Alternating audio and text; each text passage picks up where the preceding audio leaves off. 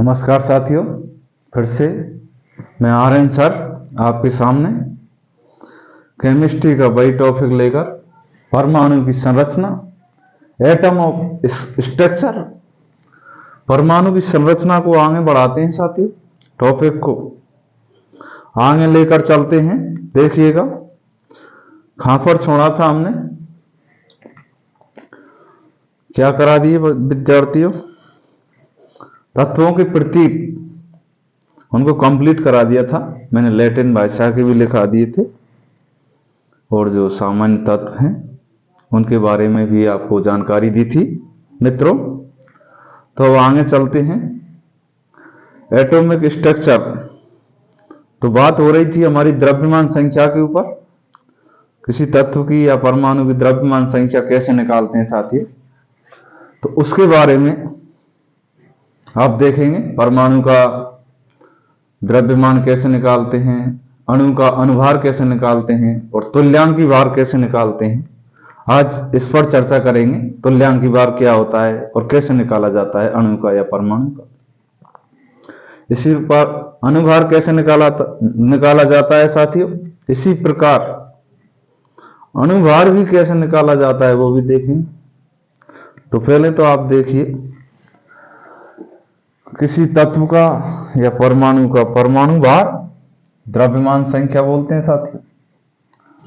तो द्रव्यमान संख्या क्या होती है? द्रव्यमान संख्या, द्रव्यमान संख्या कहो या परमाणु भार कहो, बात एक ही है साथी।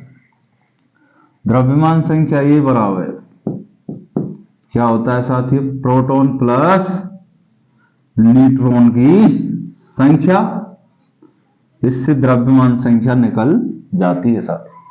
द्रव्यमान संख्या क्या होती है? प्रोटॉन प्लस न्यूट्रॉन की संख्या, द्रव्यमान संख्या। ठीक है साथियों।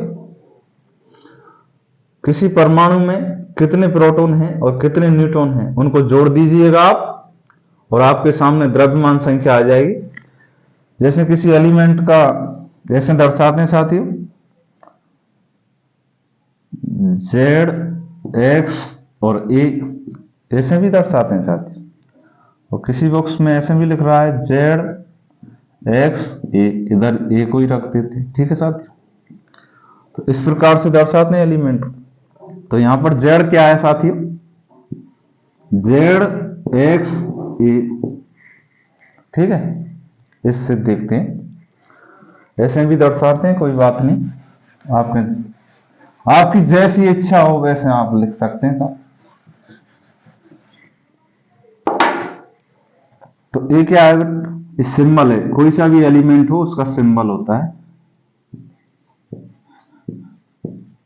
प्रतीक। ठीक है, ओके। और ये क्या होता है साथी? जेड परमाणु क्रमांक कह लो आप, परमाणु क्रमांक, या फिर प्रोटॉनों की संख्या, प्रोटॉन की संख्या, प्रोटॉन की संख्या। अगर ये उदासीन है साथियों, उदासीन परमाणु, उदासीन, तो मैंने बोला था आपसे कि उदासीन परमाणु में इलेक्ट्रॉन और प्रोटॉन बराबर होते हैं साथियों, बराबर। ठीक है, एकदम बराबर होते हैं साथियों। तो उदासीन परमाणु जैसे सोडियम है, सोडियम 23। ठीक है साथियों, 11 Na 23, तो ये उदासीन है। तो इसमें इतने ही प्रोटॉन होंगे, इतने ही इलेक्ट्रॉन होंगे। तो इलेक्ट्रॉन की संख्या भी कह सकते हैं, इलेक्ट्रॉनों की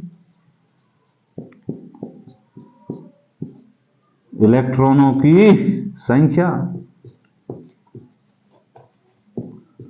जेड क्या है साथियों? परमाणु क्रमांक है किसी परमाणु का। ठीक है, कोई सा भी परमाणु हो सकता है आवर्त सारणी में से।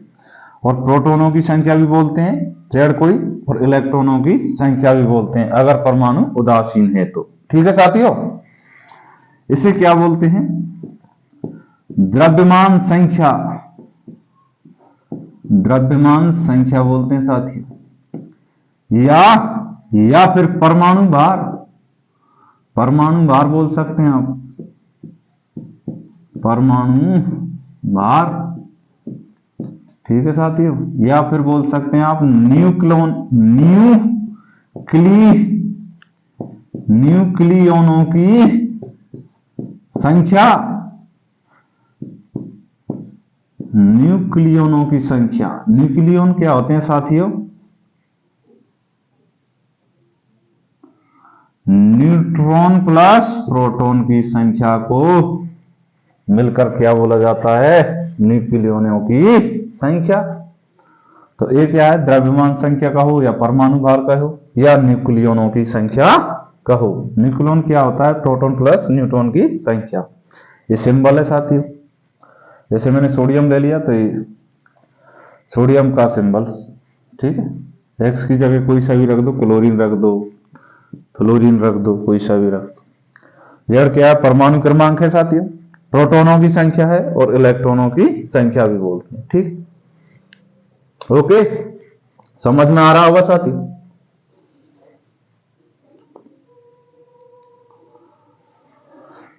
जैसे 6C12 है, 6C12 और 6C14, तो ये समस्थानिक है कार्बन के, ठीक है। और इसमें जो परमाणु क्रमांक होगा ये जेड, उसमें प्रोटॉन भी उतने होंगे, लेकिन न्यूट्रॉन ज्यादा भी हो सकते हैं साथियों, ठीक है। तो मैंने बताया था कि किसी उदासीन परमाणु में इलेक्ट्रॉन और प्रोटॉन समान होते हैं अगर परमाणु उदासीन है तो, ठीक है। जैसे कि इस पर सोडियम पर प्लस चार्ज आ गया भाई, तो इसने एक इलेक्ट्रॉन त्याग दिया जब ही तो आया था। सोडियम ने एक इलेक्ट्रॉन निकाल दिया तो सोडियम प्लस। तो इसमें साथियों प्रोटॉन तो कितने? 11 हैं, लेकिन इलेक्ट्रॉन कितने रह गए? अब एक निकल गया। इसमें तो कितने इलेक्ट्रॉन? 11 ही हैं, लेकिन इसमें से प्रोटॉन तो 11 हैं, लेकिन इलेक्ट्रॉन कितने हैं साथियों? कितने हैं? 10 हैं। कितने हैं? 10। इलेक्ट्रॉन की संख्या 10 है, क्योंकि इसने निकाल दिया Na प्लस, ये आयन बन गया साथियों। तो समझ में आया होगा आपके।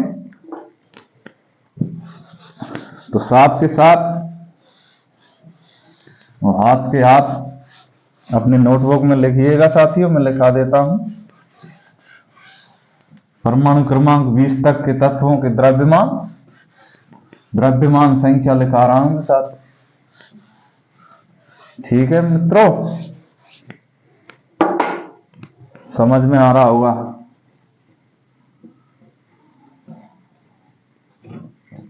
सिंपल सी बात है यार, घबराने की बात कहां।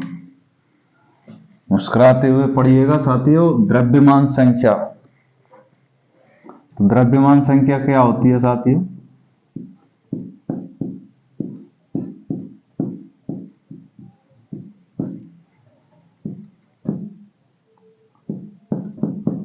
प्रोटॉन प्लस न्यूट्रॉन की संख्या द्रव्यमान संख्या होती है, ठीक है। ठीक है क्या? तो देखिएगा,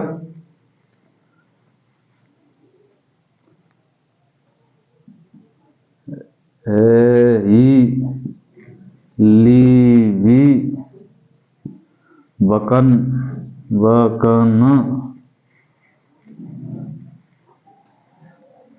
तो इनकी देख लो पहले, तो अगर जगह बचेगी तो बाद में लिखा देंगे। तो हाइड्रोजन का आपको पता है साथियों,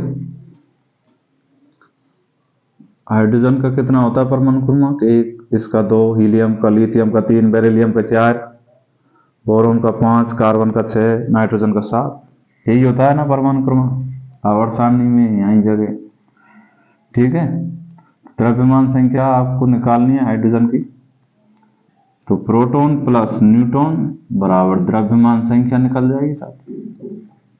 तो हाइड्रोजन में प्रोटॉन कितने होते हैं साथियों?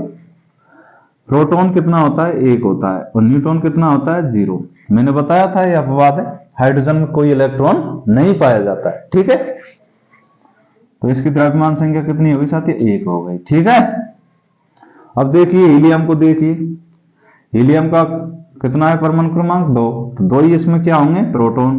प्रोटॉन 2 होंगे और न्यूट्रॉन भी कितने होंगे साथियों? 2 होंगे। मैंने बोला था कि परमाणु क्रमांक 1 से लेकर 10 तक, 1 से लेकर 10 तक प्रोटॉन और न्यूट्रॉन की संख्या बराबर होती है साथी। इसमें प्रोटॉन 2 हैं तो 2 ही न्यूट्रॉन होंगे साथियों। 2 और 2 कितने होते हैं साथियों? जोड़ दो, द्रव्यमान संख्या आ जाएगी 4। ठीक है, लिथियम का देखो परमाणु क्रमांक कितना है साथियों? 3 है, तो प्रोटॉन 3 होंगे और 3 ही न्यूट्रॉन होंगे, तो 3 और 3 6 होते हैं साथियों।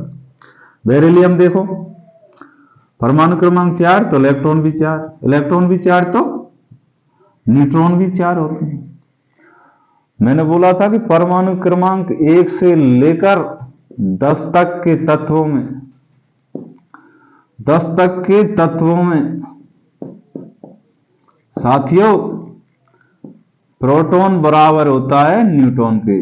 प्रोटॉन और न्यूट्रॉन बराबर होते हैं साथियों, ये बात बोली थी मैंने। तो परमाणु क्रमांक 1 से लेकर 10 तक के तत्वों में प्रोटॉन और न्यूट्रॉन की संख्या बराबर होती है। तो देखिएगा साथियों, बोरॉन, बोरॉन का परमाणु क्रमांक 5 होता है, तो 5 ही इसमें प्रोटॉन, तो 5 ही इसमें क्या होंगे? न्यूट्रॉन होंगे साथियों। तो ये द्रव्यमान जोड़ दो, 4 और 4 8, 5 और 5 10। देखिएगा साथी, कार्बन, कार्बन का परमाणु क्रमांक 6, प्रोटॉन 6 और न्यूट्रॉन भी 6, 6 और 6 12। इसी प्रकार नाइट्रोजन 7 + 7 बराबर 14 साथी। इसी प्रकार यहां पर भी देखिएगा, ऑक्सीजन, फ्लोरीन और नियोन। ऑक्सीजन का 8 होता है परमाणु क्रमांक, 9 फ्लोरीन का, 10 नियोन का। तो देखिएगा साथियों, प्रोटॉन कितने होंगे? बराबर द्रव्यमान संख्या, तो प्रोटॉन कितने होंगे? 8, 8 + 8 बराबर 16। तो ऑक्सीजन का द्रव्यमान कितना हो जाएगा? 16। फ्लोरीन का कितना हो जाएगा? 9 + 9, 9 + 9 बराबर 18। 10 + 10 नियोन का, 10 + 10 10 प्रोटॉन और 10 न्यूट्रॉन साथी, तो 20। द्रव्यमान संख्या कितनी हो गई नियोन की? 20 हो गई साथी। आ रहा है समझ में? है मित्रों? तो देखिएगा,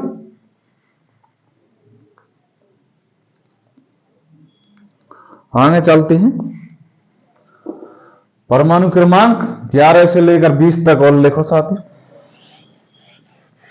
फटाफट लिखिएगा। मुस्कुराते रहिएगा साथियों, समझ में अच्छा आएगा, घबराने की बात नहीं है साथ। ठीक है, नॉर्मल सी बात है यार। अब लिखिएगा, परमाणु क्रमांक 11 से लेकर 20 तक, परमाणु क्रमांक 11 से लेकर 20 तक के तत्वों में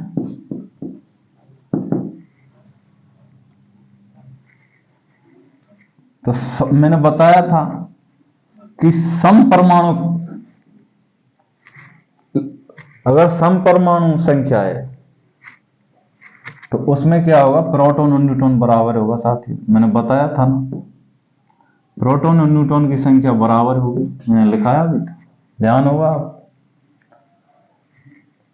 लेकिन जो विषम परमाणु है, जैसे 11 है, 13 है, विषम परमाणु क्रमांक वाले हैं, उनमें प्रोटॉन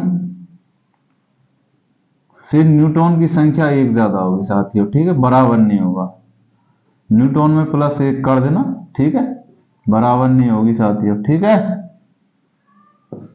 समझ में आई मेरी बात? ऐसे लिखना है, ठीक है।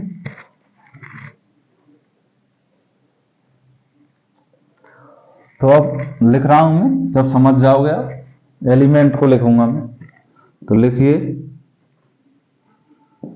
नामक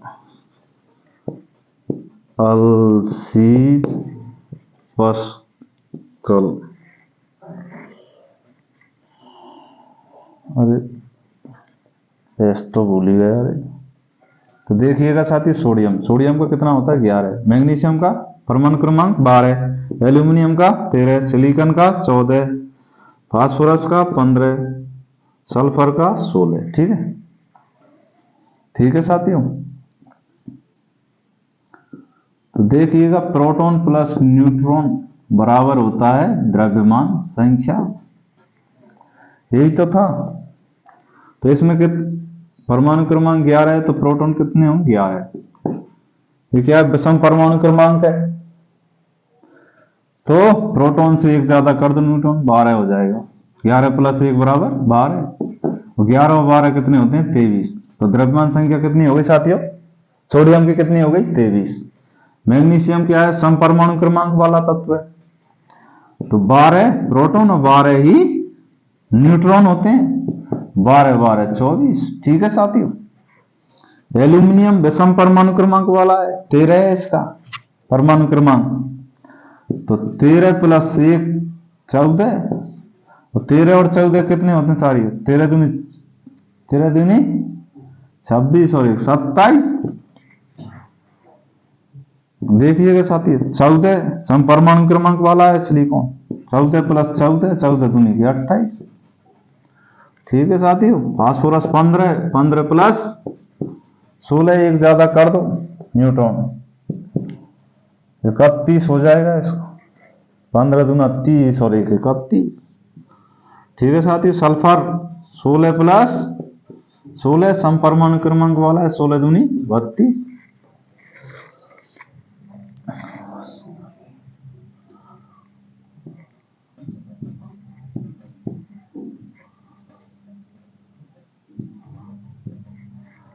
तो ये क्लोरीन है साथियों, क्लोरीन Cl,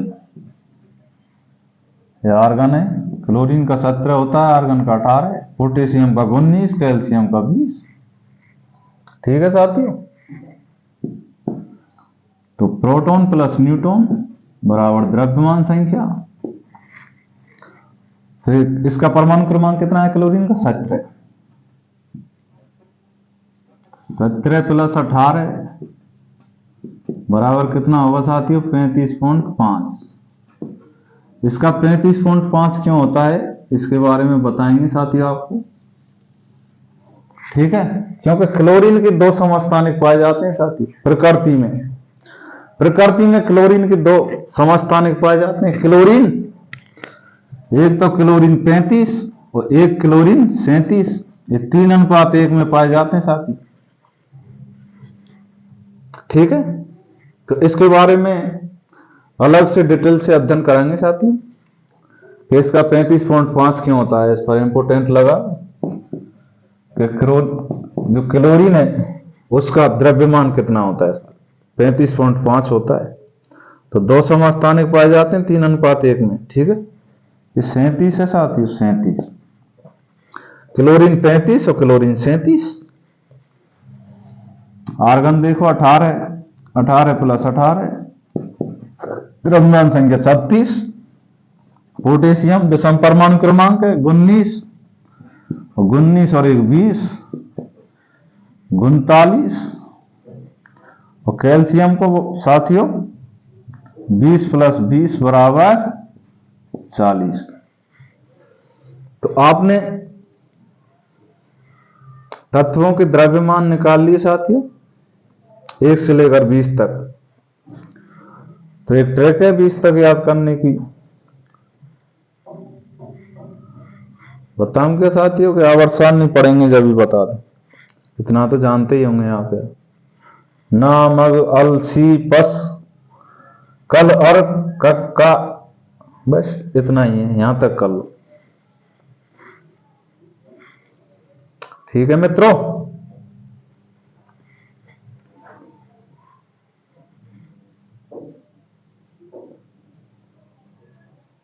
तो इसके बारे में बताएंगे 35 फॉन्ट क्यों होता है, क्यों दो समस्थानिक पाए जाते हैं प्रकृति में 3:1 में।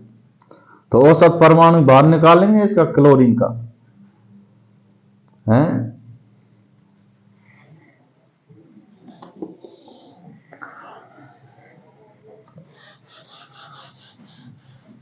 औसत परमाणु भार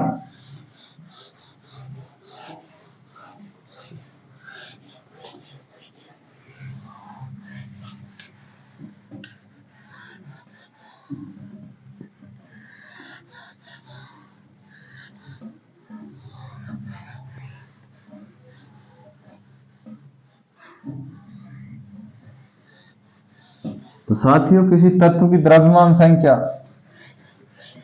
प्रोटॉन और न्यूट्रॉन की संख्या पर निर्भर ही नहीं करती, बल्कि इस बात पर भी निर्भर करती है कि प्रकृति में उसके समस्थानिक कितने पाए जाते हैं, कितने रूप पाए जाते हैं प्रकृति में, इस बात पर भी निर्भर करती है। ऐसा नहीं है कि न्यूट्रॉन और प्रोटॉन की संख्या जोड़ दो द्रव्यमान संख्या निकलेगी, इस बात पर भी निर्भर करती है कि प्रकृति में उसके समस्थानिक कितने पाए जाते हैं, किस रूप में पाए जाते हैं।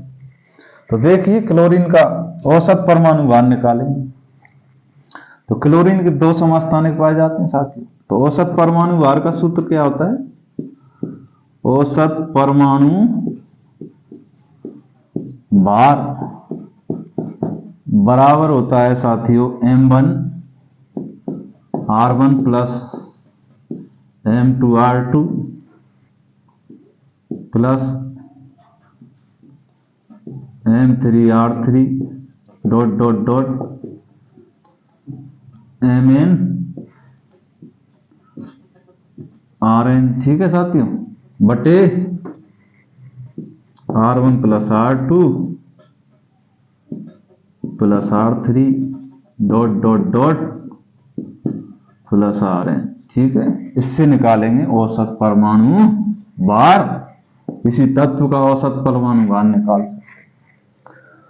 तो मैं बात कर रहा था क्लोरीन के समस्थानिक या रूप प्रकृति में दो पाए जाते हैं, क्लोरीन 35 और क्लोरीन 37, ये 3:1 में पाए जाते हैं साथ, ठीक है।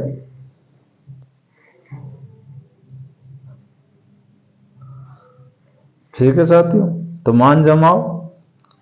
क्लोरीन का औसत परमाणु भार बराबर लिखो, क्लोरीन का औसत परमाणु भार बराबर m1 की जगह लिखो 3:1 में, तो m1 की जगह लिखो 35, r1 की जगह लिखो 3, ठीक है, r1 की जगह 3 और प्लस m2 की जगह लिखो 37, ये m2 के साथ ये m1 है, ये r1 है अनुपात में और ये r2 है, ठीक है। प्लस m2 कितना है साथियों? 37 इंटू 1 अनुपात में बटे r1 प्लस r2, r1 और r2 कितना है साथियों? 3 + 1 = 4। तो आगे चले, गुना करो साथियों, 37 एकम 37, कितना आ रहा है? 142/4, भाग लगाओ साथियों, 4 एकम 4 दूनी 8, 4 तिया के 12 बचे 2, 22, 4 पंजा 20 बचे 2, काउंट लगा 0, 4 पंजा 20। तो औसत परमाणु भार कितना आ गया साथियों? 35 AMU या U यूनिफाइड यूनिट, U क्या है? यूनिफाइड यूनिट, AMU को बोलते हैं एटॉमिक मास यूनिट। क्या बोलते हैं? मैंने पहले ही बताया था, एटॉमिक मास यूनिट। 35.5 क्लोरीन का क्या हो गया साथियों? परमाणु भार हो गया। तो इस सूत्र से निकाल लेना है, किसी का भी आ जाए, ठीक है साथी। अब बात करते हैं हम अनुभार की। अनुभार कैसे निकालेंगे भाई साथी? तुल्यांकी भार और देखेंगे साथी।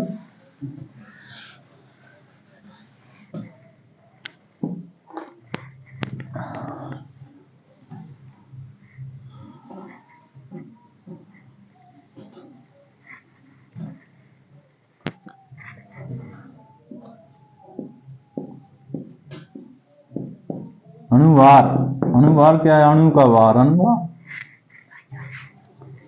फिर भाई अणु का भार कितना है? तो देखिए N2, N2 अणु है, CO, CO2, NH4Cl, C6S बार है O6। ठीक है साथी, तो अणुभार देखिएगा तो परमाणु में नाइट्रोजन, नाइट्रोजन का परमाणु भार कितना होता है? परमाणु क्रमांक कितना था? 7 था। 7 दूनी के 14, प्रोटॉन और न्यूट्रॉन की संख्या जोड़ी आपने, तो 14 तो क्या हो गया साथियों? परमाणु भार। 14 हो गया परमाणु भार, और इसको कर दो 2 से गुना। ठीक है साथी, क्योंकि 2 हैं, 2 नाइट्रोजन है इसमें, तो 14 दूना के 28, इसका अणुभार हो गया साथी। क्या हो गया ये? अणुभार N2 का। ठीक है, अब CO देखो, कार्बन का कितना था? परमाणु क्रमांक 6, 6 दूनी के 12, क्या हो गया? परमाणु भार। तो एक परमाणु का ये। ऑक्सीजन का 8 दूनी के 16, 12 और 16 कितने होते हैं साथी? बताओ। 28। इसका CO का 28 हो गया साथी। CO2, कार्बन का कितना है? 6 + 6 = 12, और ऑक्सीजन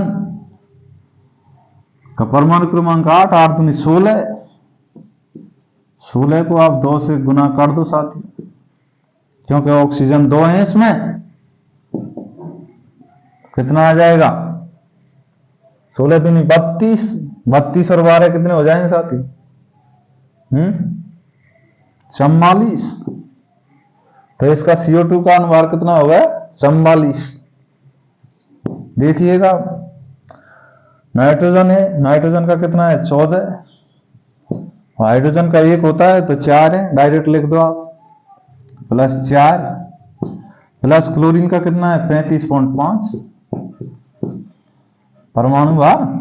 अब अनुभार जोड़कर लिख दो कितना आएगा? 4 और 4 8, 8 5 13 की 3 को हाँ से लाइए, 3 और 1 4, 1 5, 53.5 इसका अनुभार है साथ। NH4Cl का। इसका देख लेना साथी, 180 होता है निकाल कर। ठीक है, कैसे? 6 कार्बन है, कार्बन का कितना होता है? 12, 12 6 की 72 साथियों, 12 6 की 72 प्लस हाइड्रोजन कितने? 12, तो हाइड्रोजन का कितना होता है परमाणु भार? 1 होता है, तो 12 12 हाइड्रोजन 12 हो गया, प्लस ऑक्सीजन कितने? 6, ग्लूकोज बोलते हैं, ग्लूकोज। ठीक है साथियों, तो ऑक्सीजन का कितना होता है? 8 दूनी 16, 16 होता है परमाणु भार, और 16 6 की 96, तो जोड़ दो साथियों, 6 और 2 8, और 2 10 की 0, यहां से लाइए 9 और 1 10, 10 और 7 17, 17 और 1 18, 180 होता है साथी। ठीक है, ग्लूकोज का कितना होता है? 180। और देखिएगा साथी,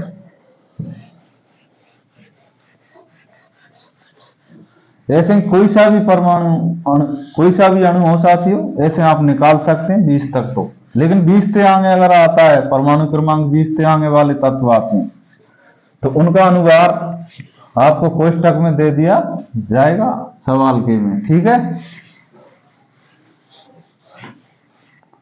ठीक है मित्रों, एक और लिखो, COOH डॉट 2H2, इसका 126 होता है साथियों, देख लेना निकाल के। ठीक है, ये आपके लिए छोड़ दिया मैंने, 126 निकलेगा। ठीक है, अब देखिएगा तुल्यांकी भार। तुल्यांकी भार क्या होता है साथ? ए भाई, तुल्यांकी भार तो यौगिक का भार बटे कुल धनावेश या कुल ऋणावेश।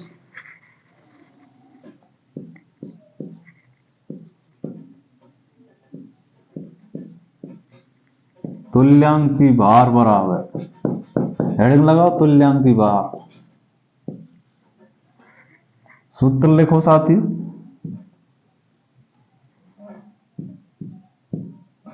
पेन वैसा है साथियों, तुल्यांकी भार बराबर, यहीं लिखो यार, इतना दूर कहां लिख रहे?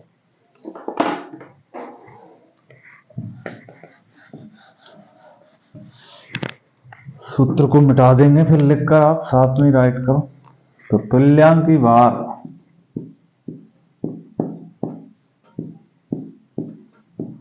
बराबर होता है यौगिक का भार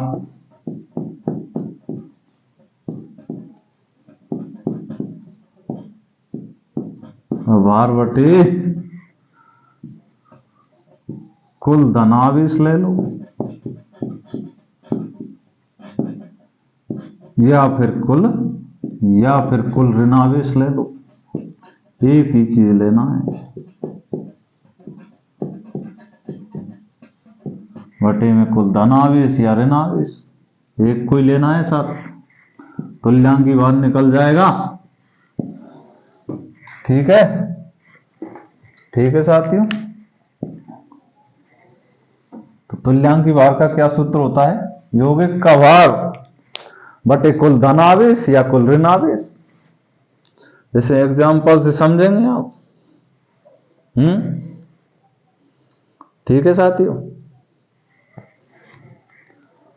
तो तुल्यांकी भार बराबर कुल धन, यौगिक का भार बटे कुल धनावेश या कुल ऋणावेश।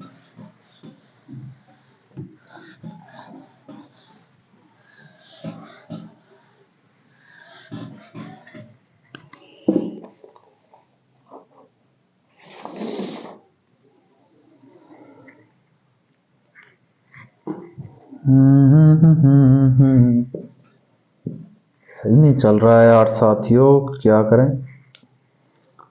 दिख रहा होगा यार, पतली सा ही है उसकी।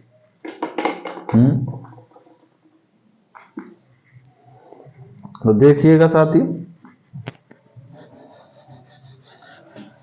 मैं आपसे पूछ रहा हूं NaCl का तुल्यांकी भार बताओ भाई।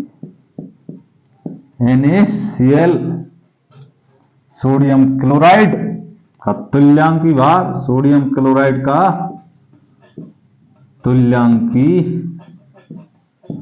भार बताओ साथियों। तो आपने कहा लो सर यौगिक का भार, इसका कितना है कुल भार बताओ। सोडियम का परमाणु भार कितना होता है? 23, प्लस Cl का कितना होता है? 35.5, और Na प्लस और Cl माइनस मिलकर बनाते हैं, तो एक धनावेश है, कुल धनायन या कुल ऋणायन, तो एक ही है साथ, इसमें एक का भाग दो, एक ही लेना है आप, तो धनायन ले लो या ऋणायन ले लो, कुल धनावेश या कुल ऋणावेश। तो या तो आप इसको ले लो या आप इसको ले लो, एक कोई लेंगे। जैसे मैं सोडियम को ले रहा हूं, मुझे पता है सोडियम पर +1 होता है, तो जोड़ो साथी इसको, 5 और 3 8, 3 और 2 5, 58.5, क्योंकि एक का भाग लगाएंगे तो इतना ही आएगा, तो इसका ये क्या हो गया? तुल्यांकी भार। ठीक है साथियों, ठीक है। अब देखो H2SO4 का, H2SO4 का तुल्यांकी भार कितना होगा साथ? तो हाइड्रोजन का कितना होता है? एक, और 2 हाइड्रोजन है तो 2 लिखो साथ। सल्फर का कितना होता है? 16। परमाणु क्रमांक 16 दूनी के 32 प्लस ऑक्सीजन, ऑक्सीजन का कितना होता है? 8। परमाणु क्रमांक 8 दूनी 16, 16 को 4 से गुना करो, 16 चौका 64। देखिएगा H प्लस 2 हाइड्रोजन है इसमें। तो सल्फेट का कितना होता है? SO4 - 2। तो कुल धनावेश या कुल ऋणावेश, तो आप किसी को भी ले सकते हैं, मैं इसको ले रहा हूं सल्फेट को, कुल ऋणावेश ले रहा हूं मैं नीचे। आप दो ये है धनावेश, तो 2 कोई सा भी ले लो, तो 2 का भाग लगा दो आप इसमें। 4 और 2 6 और 2 8, 6 और 3 9, 98 में 2 का लगा दो, भाग निकल जाएगा इसका तुल्यांकी भार H2SO4 का। ठीक है साथी, लगाओ। 2 चक्कू 8, बच्चों 1, 2 नाम 18, तो 49 होता है साथी। कितना होता है? H2SO4 का कितना होता है तुल्यांकी भार? 49 होता है साथी। कितना होता है? ठीक है, समझ में आ रहा है क्या? बताओ, आ रहा है कि नहीं आ रहा है? और देखो उदाहरण, समझ में आ गया ना? तो आपको कोई सा भी अणु दे दिया जाए, कोई सा भी यौगिक दे दिया जाए, आप उसका तुल्यांकी भार निकाल सकते हैं साथियों।